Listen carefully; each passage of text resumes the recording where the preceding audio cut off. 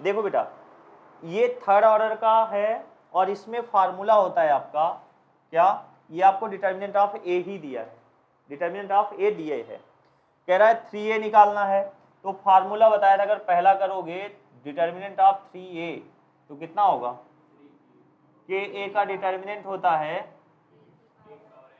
के की power n into में डिटर्मिनेंट ऑफ ए। अब ये k की जगह पे क्या है बेटा 3 है, राइट, तो कितना हो जाएगा 3 की पावर n, n क्या है ऑर्डर ऑफ द मैट्रिक्स, और यहाँ पर ऑर्डर ऑफ द मैट्रिक्स क्या है, तो कितना हो जाएगा 3 का क्यूब इंटू में डिटर्मिनेंट ऑफ a, और a का डिटर्मिनेंट आपको कितना दिया है 5, तो 27 इंटू 5 जो भी आंसर आता है 135, करेक्ट है। तुम क्या करे हो, इसका नहीं हुआ, इसमें क्या दिक्कत है, देखो ये सेम चीज है जैसे k है, k की जगह पे -2 है, k की जगह पे -2 है, तो अगर सेकंड को देखोगे तो ये दिया है आपका -2a ट्रांसपोज का डिटर्मिनेंट, करेक्ट है। तो बेटा ये -2 है तो ये तो पहले -2 की पावर क्या हो जाएगा n, और n की जगह पे क्या आएगा 3 आएगा, और साथ में डिटर्मिनेंट ऑफ a ट्रांसपोज, और आपको पता है कि a ट्रांसपोज का डिटर्मिनेंट क्या होता है, डिटर्मिनेंट ऑफ a होता है, ठीक है।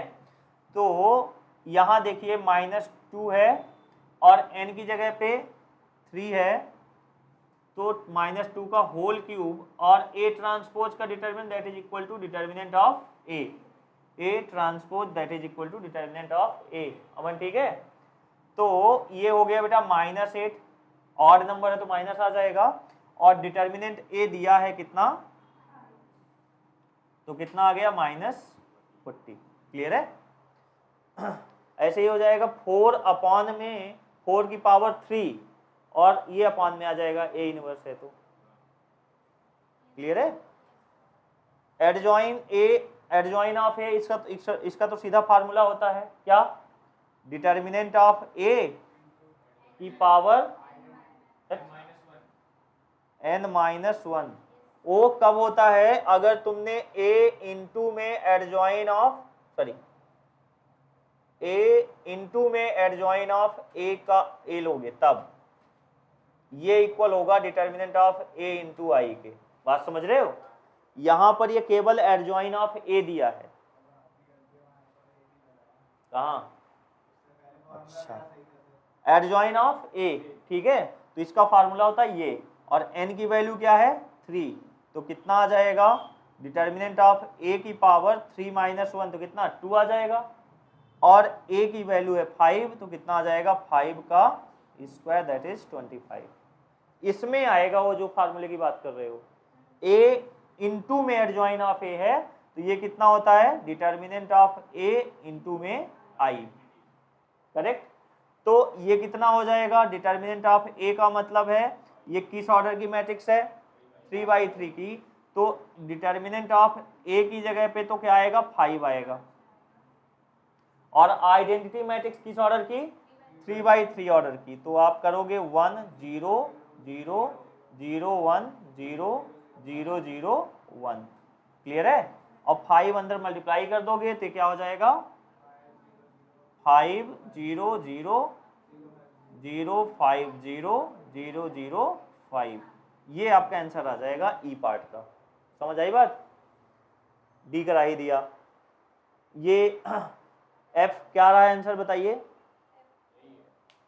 ये कैसे हो जाएगा, ये डिटर्मिनेंट नहीं पूछा है, यहाँ इसका डिटर्मिनेंट पूछा है, नहीं किया नोट कर लिया, हो गया ना ये सारे। बोलो बेटा क्या आएगा एफ का आंसर बताओ मुझे फटाफट करके, हाँ अच्छा करके दिखाओ जरा, हाँ करके दिखाओ करके दिखाओ।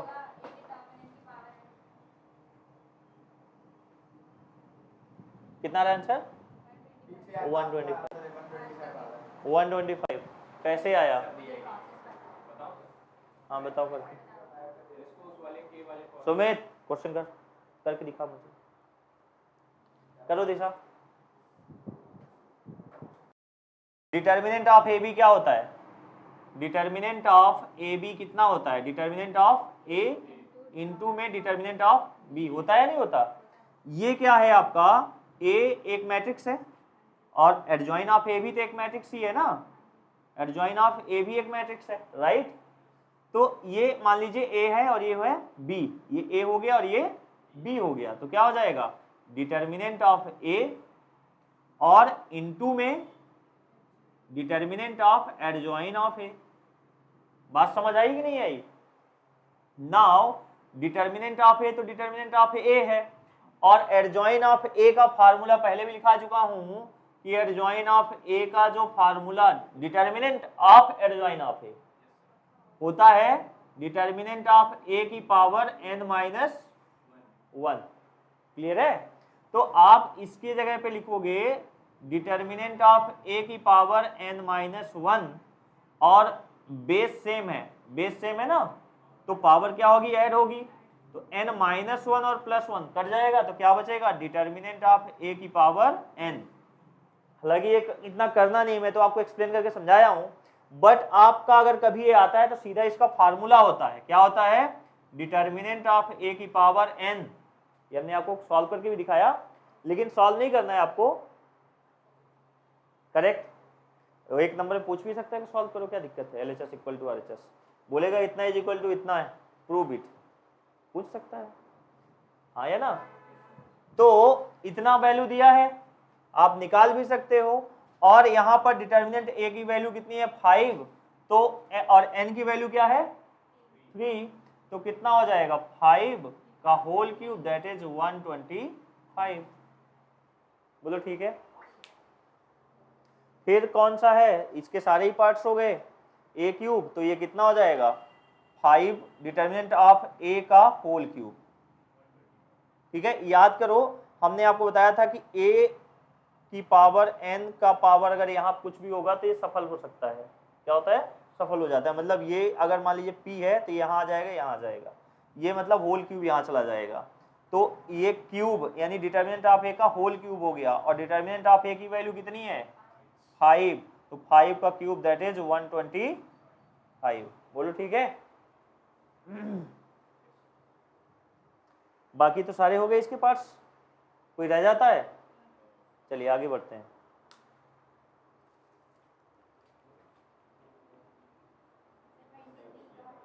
ट्वेंटी 23, अच्छा ठीक है।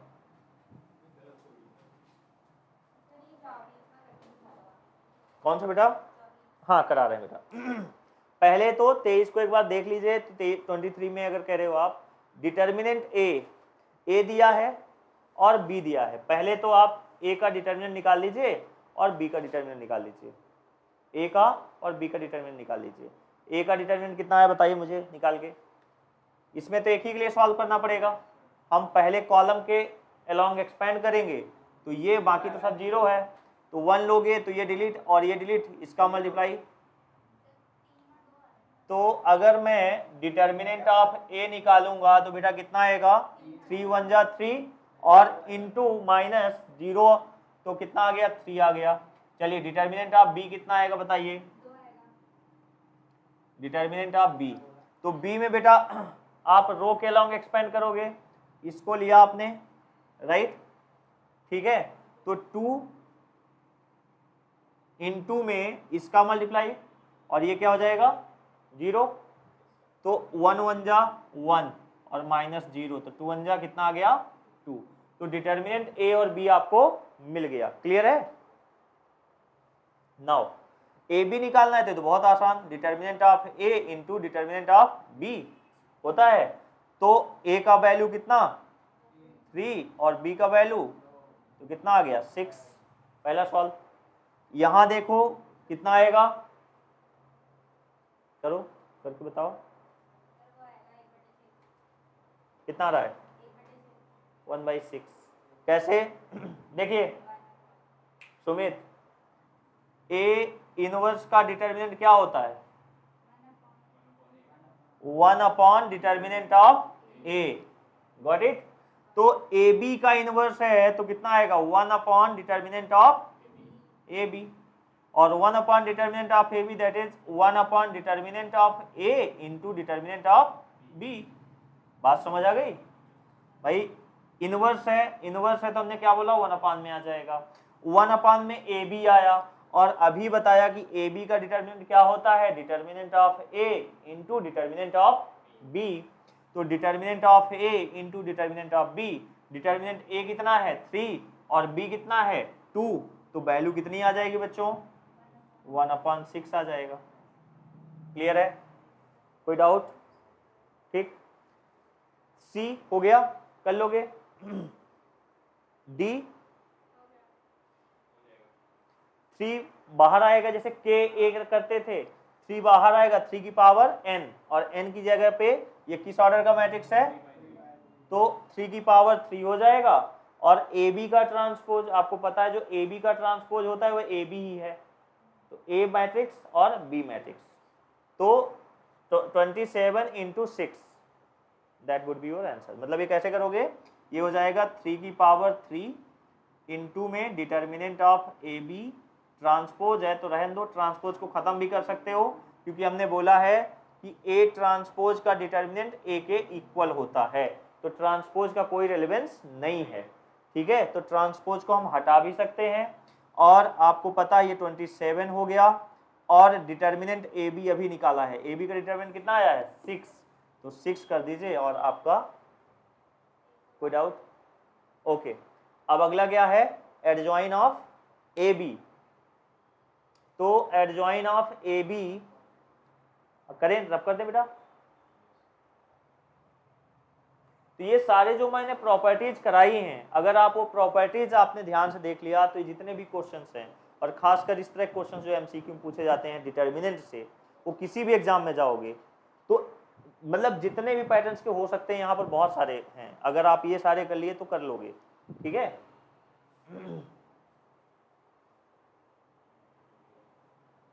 सो आपका क्वेश्चन है बेटा E part, that is adjoint of A B. अब आप देखिए बच्चों, adjoint of A B, adjoint of A का डिटर्मिनेंट क्या होता है, डिटर्मिनेंट ऑफ ए की पावर n-1। तो अगर मैंने लिख दिया adjoint of A B, adjoint of A B का डिटर्मिनेंट तो कितना आएगा, डिटर्मिनेंट ऑफ ए बी का पावर n-1। बोलो ठीक है, कोई डाउट? अब क्या, तो ये कौन सा ऑर्डर है 3/3, तो कितना हो जाएगा ए बी का डिटर्मिनेंट कितना square, determinant of A B का होल स्क्वायर। ठीक है, तो अब ये कितना हो जाएगा, A B determinant of A into determinant of B का होल स्क्वायर। सॉल्व कर लीजिए, 3 इंटू 2 का होल स्क्वायर, 6 का होल स्क्वायर 36। करेक्ट है, डन। तो इसके सारे पार्ट्स हो जाएंगे। अब लेट्स डिस्कस 24 क्वेश्चन। डन। अब ये असाइनमेंट पूरा कंप्लीट आना चाहिए मंडे को, जब कॉपी चेक करूँ तो मंडे को, मतलब ट्यूसडे को। ठीक है, अभी दे दूंगा आपको। ठीक है, क्लियर? अब इसमें नहीं होना चाहिए कि ये वाला क्वेश्चन नहीं हुआ, ये वाला नहीं हुआ। आज जो भी डाउट्स है बता दो।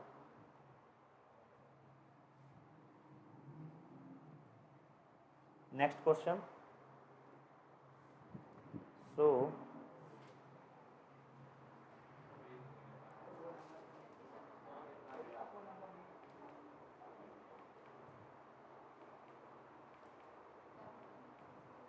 Question number 24। ठीक है, देखिए क्वेश्चन नंबर जो 24 है बेटा, कह रहा है find matrix x such that इतना इतना इतना, जो भी दिया है।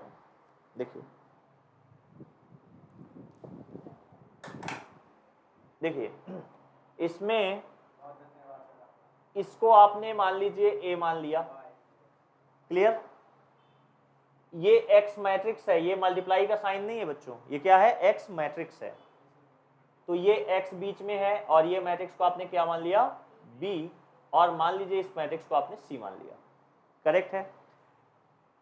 तो क्वेश्चन नंबर 24, तो आपका आ गया ए एक्स बी इक्वल टू सी। ठीक है, सबसे पहले मैं क्या करूंगा, एक मैट्रिक्स को उधर भेज दूंगा। ठीक है, क्योंकि तीनों को मल्टीप्लाई करना इधर बहुत बड़ा इक्वेशन बनेगा, करने के लिए कर सकते हो लेकिन बहुत बड़ा इक्वेशन बनेगा। तो मैं ए को उधर भेज दूं या बी को भेज दूं, जिसको भी भेजना चाहो कर सकते हो। और जिसको भी भेजना है मैं उसके ए इनवर्स से प्री मल्टीप्लाई करूंगा। अगर मुझे ए को भेजना है तो मैं लेफ्ट साइड किससे मल्टीप्लाई करूंगा, ए इनवर्स से। किससे, ए इनवर्स से। ठीक है, और अगर मुझे बी को भेजना है तो मैं राइट साइड किससे मल्टीप्लाई करूंगा, बी इनवर्स से। राइट, लेफ्ट साइड कर रहे हो तो उसका नाम क्या होता है, प्री मल्टीप्लीकेशन, और राइट साइड कर रहे हो तो उसका नाम क्या होता है, पोस्ट मल्टीप्लीकेशन। तो सुनिए हम प्री मल्टीप्लाई करते हैं, pre multiply by A inverse. किससे, ए इनवर्स से। तो यहां पर आ जाएगा ए इनवर्स इंटू ए, और ये एक्स ही है और ये बी है, इधर भी होगा ए इनवर्स लेफ्ट साइड, और ये सी। बोलो ठीक है।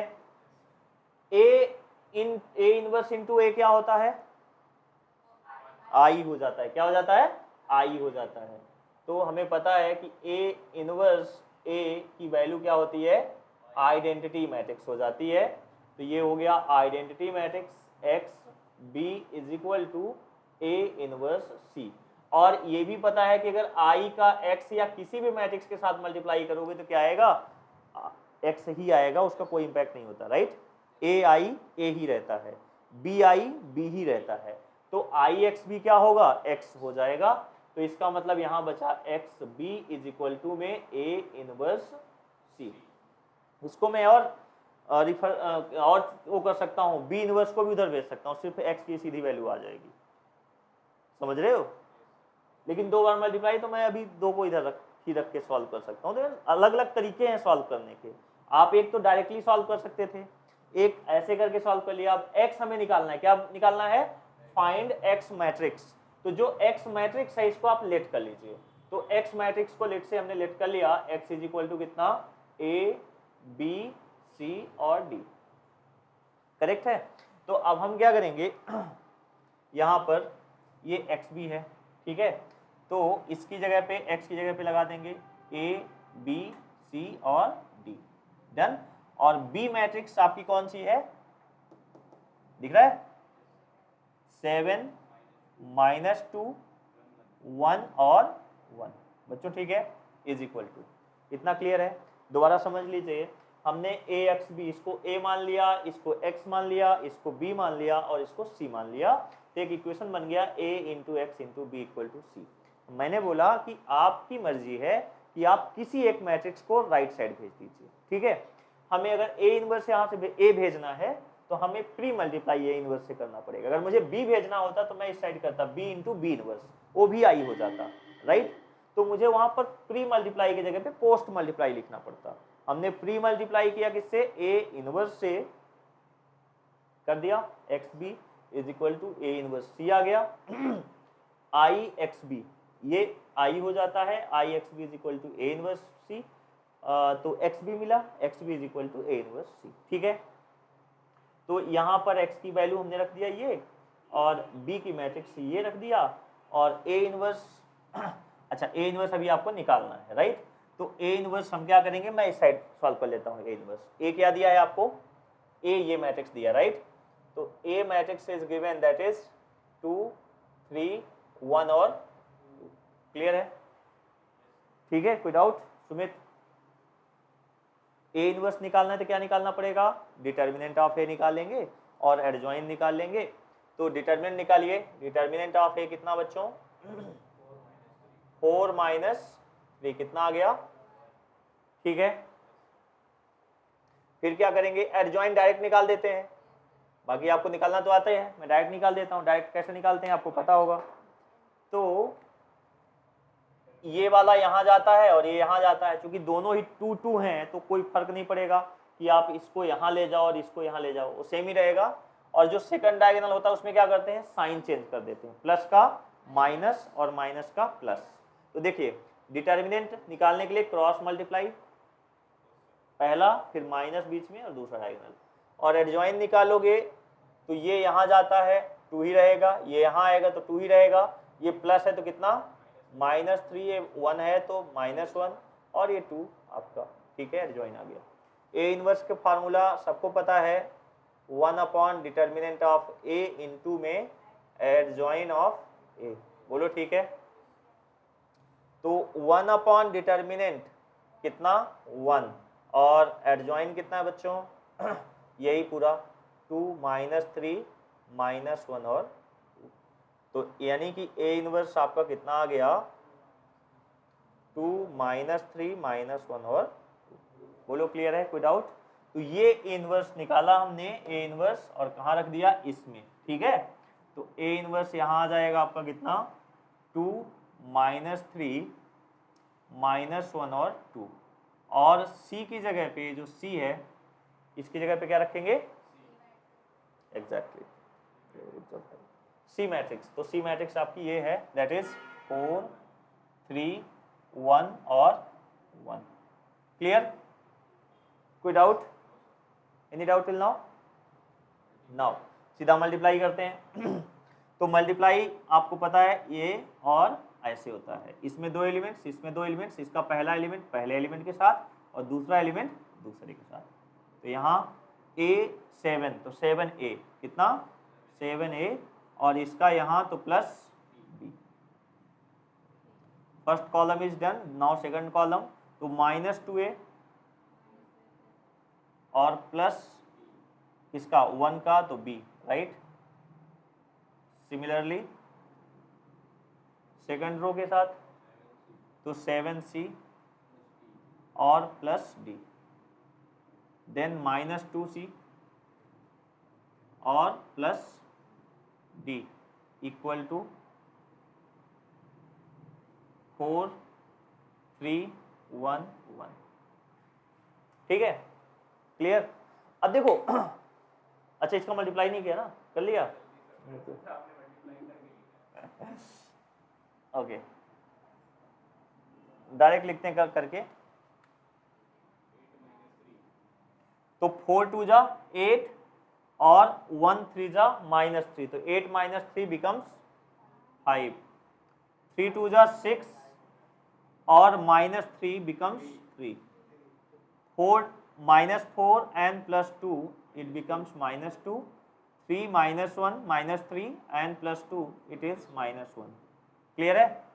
अब आप इक्वेट कर लें, तो इक्वेट करेंगे तो ए के टर्म में दो मैट्रिक्स, दो इक्वेशन बनेंगे, एक ये और एक ये। तो 7A + B इक्वल टू कितना 5, और एक -2A + B इक्वल टू कितना 3।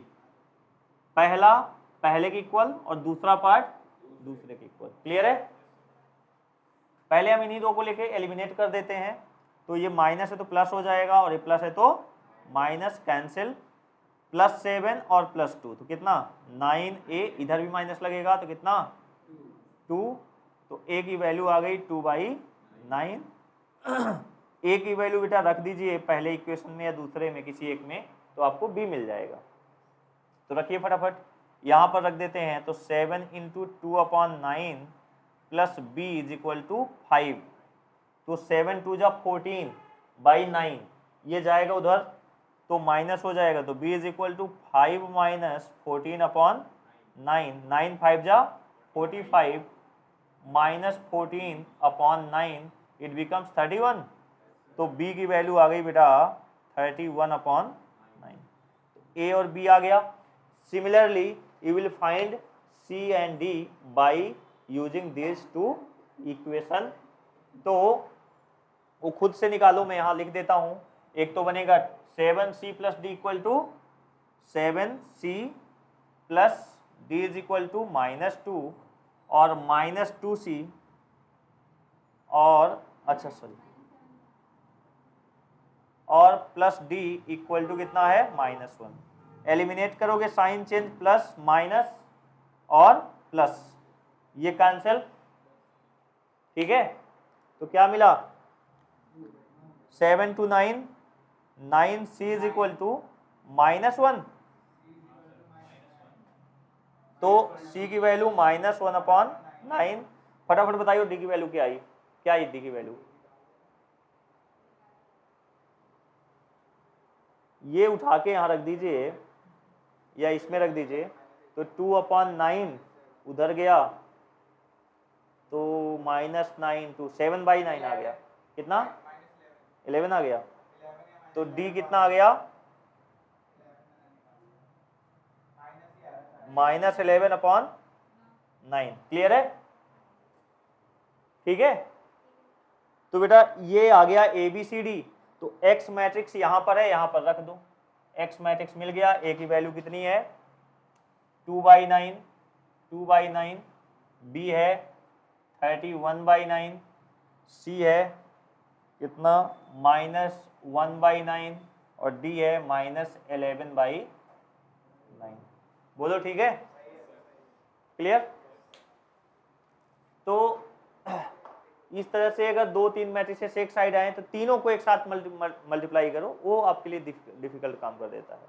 चाहते आप तो जैसे ये हमने मल्टीप्लाई किया था, बी इनवर्स को भी आप उधर ही भेज देते, सीधा आ जाता। ठीक है, एक बार और मल्टीप्लाई करना पड़ता। कौन से? ये वाले? तो कैसे पता चलेगा कि एक?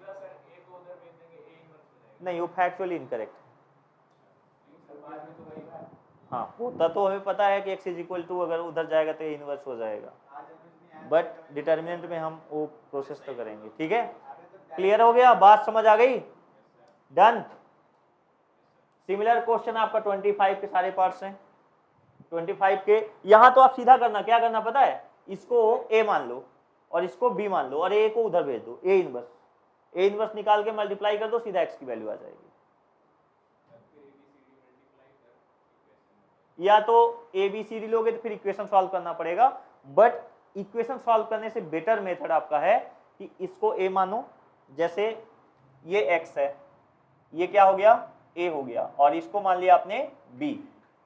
आप पोस्ट मल्टीप्लाई a इनवर्स से करोगे तो इधर जाके ये क्या हो जाएगा, a इनवर्स हो जाएगा, यानी x = कितना b × a इनवर्स, और a इनवर्स की वैल्यू निकालोगे, ठीक है, और सीधा मल्टीप्लाई कर दोगे, 2 मिनट में आ जाएगा।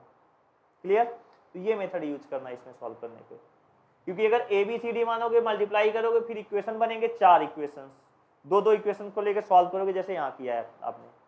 ठीक है, डन। तो 24, 25 इज डन। ठीक है, नोट कर लीजिए अगर करना है तो, नहीं तो फिर मैं आगे चलता हूँ। करिए question number 26। Let the amount given for regularity, पहला रेगुलरिटी है ना, regularity and hard work be x and y respectively। ठीक है, x एंड y रेस्पेक्टिवली, मतलब x है रेगुलरिटी के लिए और y अमाउंट है हार्डवर्क के लिए। So your first equation is x + y = 6000, right? So this is your first equation, got it? Next कह रहा है, यहां से पढ़िए, द 3 टाइम्स, कितना 3 times the award money for hard work. किसके लिए? Hard work. तो हार्ड वर्क का अमाउंट कितना है 22 रुपीज, कितना है 22 रुपीज। तो 22 का कह रहा है 3 गुना, पहले 22 मिल रहा था, अब 22 को कह रहा है 3 गुना कर दीजिए, तो 3/22 हो गया, और कह रहा है उसको ऐड कर दीजिए गिवन फॉर द रेगुलरिटी।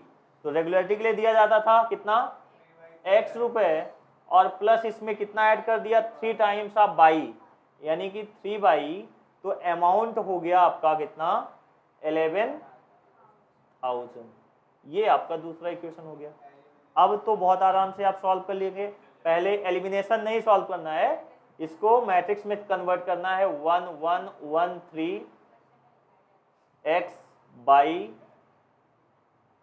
6000 11,000, समझ आई बात? और using matrix method A X equal to B, तो x is equal to A inverse B. ठीक है, पहले इसमें ए इनवर्स पूछा, जो पूछा है मतलब वो पूरा x और y निकालना है ना, तो आप निकालोगे ए इनवर्स निकालोगे पहले और फिर b से मल्टीप्लाई करोगे और फिर आपका x और y आएगा। तो don't use elimination method, otherwise अंडा मिलेगा। ठीक है, बात समझ आ गई? वो 10th तक ही था। Clear? Now look at question number B part. ये तो बहुत इजी है। क्या कह रहा है? अ शॉपकीपर हैज, नोट कर लिया उसको, इसको आगे सॉल्व कर लेना, ये होमवर्क है आपका। ठीक है, a shopkeeper has 3 varieties of pen, 3 तरह के पेन बेचता है ABC। ठीक है, कह रहा है Rohan purchased 1 pain of each variety for the total 21। मतलब ए टाइप का भी एक पेन खरीदा, बी टाइप का भी एक पेन खरीदा और सी टाइप का भी एक पेन खरीद लिया। तो सिंपल सा है, आप मान लो कि एक्स पेन वो एक वैरायटी का खरीदता था, ए वैरायटी का, वाई पेन वो बी वैरायटी का, इनकी प्राइस। ठीक है, तो लेट कर लीजिए, आपको लास्ट में क्या निकालना है? Find the cost of each variety. तो लेट करिए कि cost of A type pen x, cost of B type pen be y, and cost of z C type pen is. ठीक है, सो कर लीजिए, cost of A type pen be x rupees x, right. B के लिए कितना हो जाएगा? Rupees y, and C type के पेन के लिए कितना? Rupees z. करेक्ट। अब एक बच्चा है रोहन, जिसने ए टाइप का भी एक पेन खरीदा, बी टाइप का भी एक पेन खरीदा और सी टाइप का भी एक पेन खरीदा और टोटल पे कितना किया? 21 रुपीज। दैट मीन्स एक पेन की कीमत x रुपीज है, तो एक पेन खरीदा तो x ही पे किया, तो क्या हो जाएगा? पहला equation x plus y plus z equal to कितना पे किया उसने? 21 rupees, right. So this is your first equation. Then Ayush purchase 4 pens of A. 4 pen मतलब ए का, एक पेन की कीमत x रुपीज है, 4 पेन खरीदेगा तो 4x। बी टाइप का 3 तो 3 बाई, प्लस सी का 2 है तो 2z इक्वल है कितना? 60 रुपीज। तो ये 60 रुपीज हो गया, ये आपका सेकंड इक्वेशन हो गया। Then there is another boy Kamal, 6 का ए है यानी 6x, बी वैरायटी के 2 पेन है और सी वैरायटी के 3 पेन है, तो कितना? 3z इक्वल टू कितना बच्चों? 70 रुपीज। सो अब आपके पास 3 इक्वेशंस हैं और आप इसको मैट्रिक्स में कन्वर्ट करके सॉल्व कर सकते हो, x बाई जेड की वैल्यू निकाल सकते हो। क्लियर है? कोई doubt? So now will move to the case study part. फटाफट 5-10 मिनट में डिस्कस करेंगे। ठीक है, ये तो लिखने की जरूरत नहीं है, ये तो हो जाएंगे ना इक्वेशंस। क्या हुआ?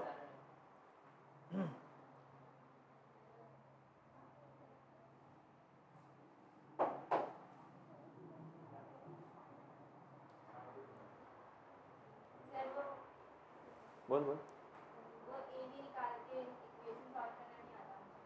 ए बी निकाल के, हाँ ये वाला,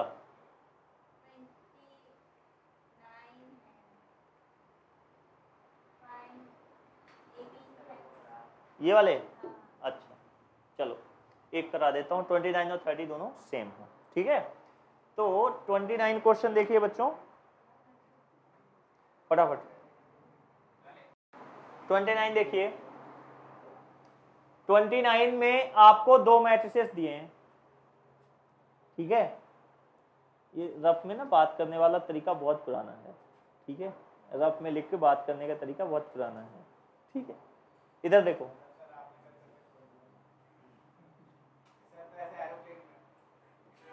हाँ इधर देखो, फोकस करो। ए मैट्रिक्स दिया है, बी मैट्रिक्स दिया है। ध्यान देना इन दोनों ही मैट्रिक्स में कोई ना कोई ए मैट्रिक्स छुपी है, दोनों में से। तो सबसे पहले इसको हम मैट्रिक्स फॉर्म में कन्वर्ट करेंगे। तो इसको जब मैट्रिक्स फॉर्म में आप कन्वर्ट करोगे, देखो क्या क्या मिलेगा आपको। मिला 1 -1 और 1। फिर इसमें 1, y का कोएफिशिएंट -2, z का कोएफिशिएंट -2, 2, 1 और 3, और फिर आपका यहाँ आया x, y और z, और इक्वल हो गया किसके, 4, 9 और 1। ठीक है बच्चों, क्लियर। अब आप देखो ये मैट्रिक्स किसको बिलोंग करती है, ये मैट्रिक्स किसको बिलोंग करती है, मैट्रिक्स बी। तो मतलब ये मैट्रिक्स को आपने बी मान लिया, क्या मान लिया, बी। तो ये मैट्रिक्स हो गई बच्चों बी, और ये तो आप इसको एक्स ही मानते हो। पहले AX लेते थे ना, हमने इस बार बी माना क्योंकि ऑलरेडी ये मैट्रिक्स किसके इक्वल है, बी मैट्रिक्स के इक्वल है कि नहीं है। अब देख लो 1 -1 1 -1 1, ऑल एलिमेंट्स आर सेम। तो ये मैट्रिक्स बी है, ये एक्स है, और अब इसको हम पहले बी मानते थे, अब इसको हम सी मान लेंगे। क्या मान लेंगे, सी। अब यहां से हम प्री मल्टीप्लाई बी इनवर्स से करेंगे। तो जैसे हम सॉल्व करके करते थे तो एक्स इज इक्वल टू कितना आ जाएगा, बी इनवर्स सी। ये आपका पहला इक्वेशन है।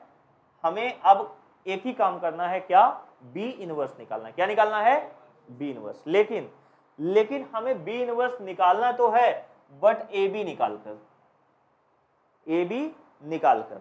तो आप ए और बी का मल्टीप्लाई करिए पहले, बोला है ना find A B, hence using this product solve this equation.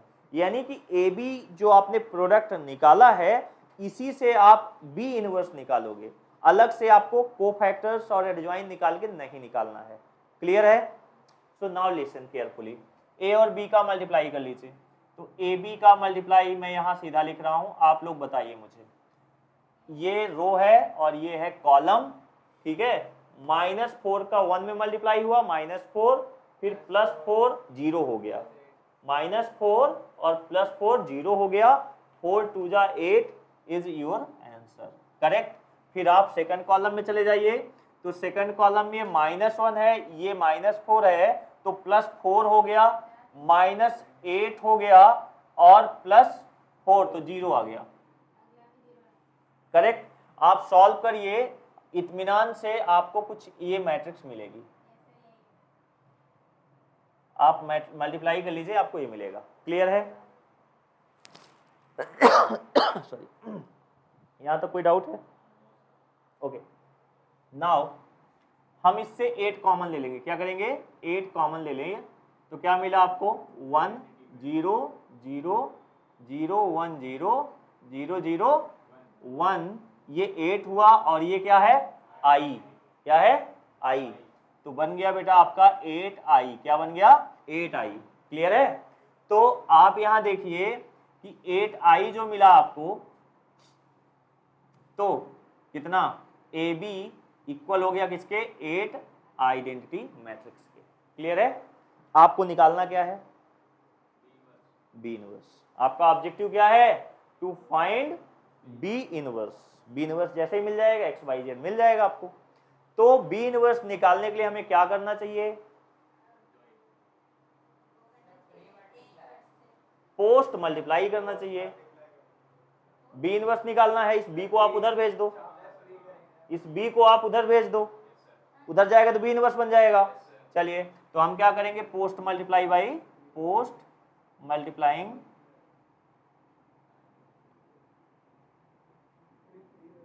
By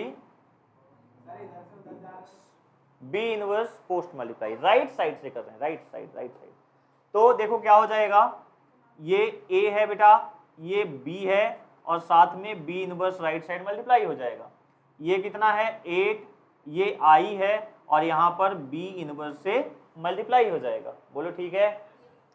तो बेटा इसकी वैल्यू आप सबको पता है क्या होता है, क्या होता है, आइडेंटिटी मैट्रिक्स आई।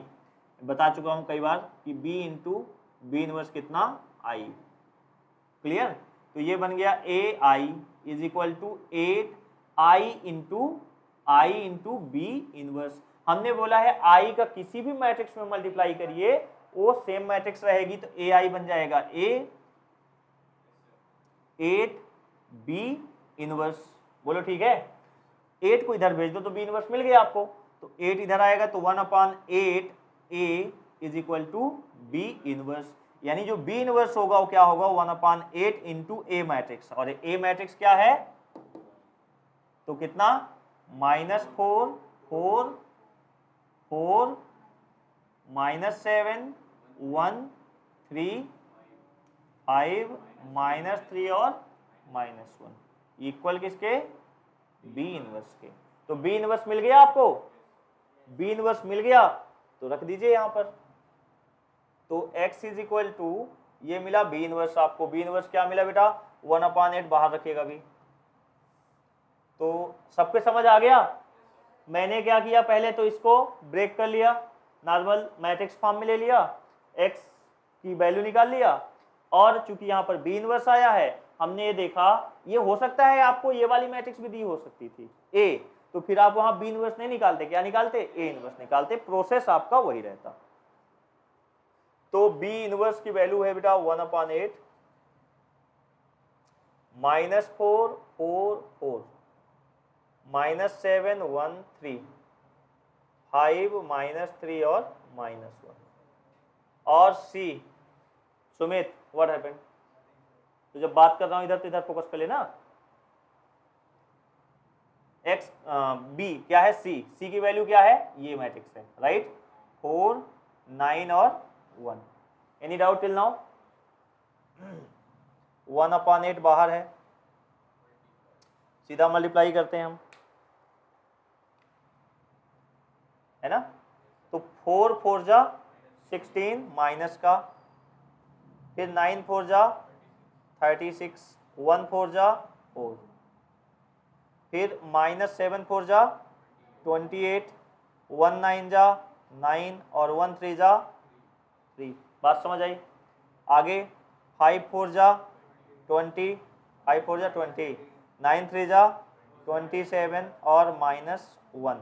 सिंप्लीफाई करिए, ये x बन जाएगा x बाई जेड, क्या बन जाएगा x y z equal to 1/8। यहाँ कितना आ गया 40 में 16 चले गए, कितना 24 9 3 12 16, ठीक है 28 18 है ये, एक सेकेंड 5 20 और 9 27 है, कौन सा है? अच्छा 9 3 12 हो गया ना, ये कितना आ गया यहाँ -22 9 3 12